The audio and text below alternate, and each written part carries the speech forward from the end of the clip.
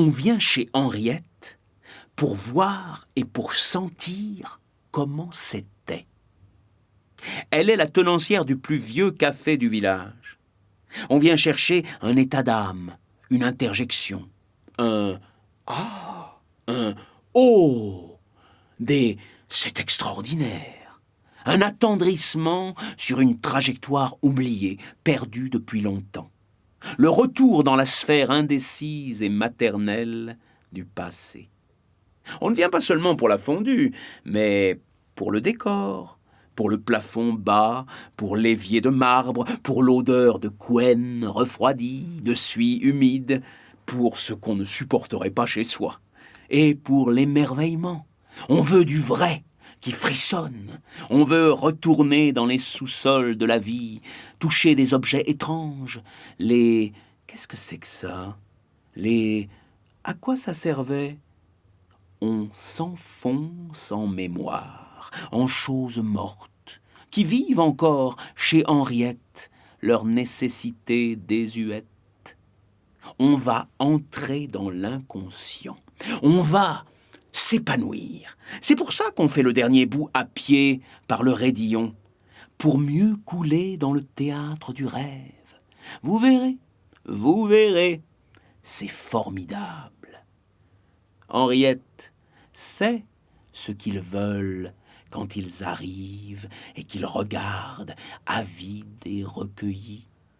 Elle raconte d'une voix monocorde, musique lente et volumineuse, versets de psaumes ancestrales. Elle connaît les histoires qui font « Ah, les autrefois on mettait la cendre dedans pour chauffer. Oh, c'est pas possible.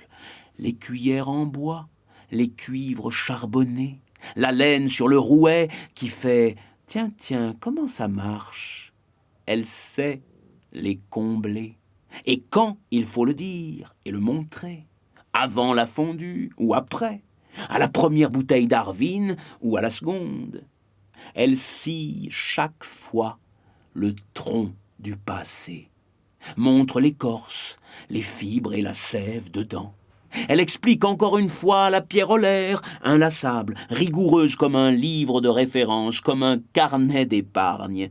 Elle éclaircit son objet en même temps que le fromage. Elle tourne dans le caclon comme dans la mémoire. Elle fait une pâte immense avec la montagne et tisse une cathédrale de jadis et de naguère. Elle est volubile et répète les mœurs, ronge jusqu'à l'os les coutumes, les « on n'avait rien d'autre », les « on n'avait pas l'occasion », les misères et les censures et les « c'était comme ça ». Elle fait de rien une rosace de plénitude. Elle sait bien ce qu'il faut dire et ce qu'il faut taire, pendant que les étrangers mangent sa fondue et qu'il considère son vieux café à relique médiévale et piège séducteur pour la raison raisonneuse. Elle sait bien ce qu'il faut cacher, son mal de rein, son genou qui gonfle et qui traque sous le pied, sa myopie qui l'empêche de nettoyer la tache d'huile sur son costume. Ça décevrait, et c'est pas raisonnable. Les touristes viennent pour l'étonnement.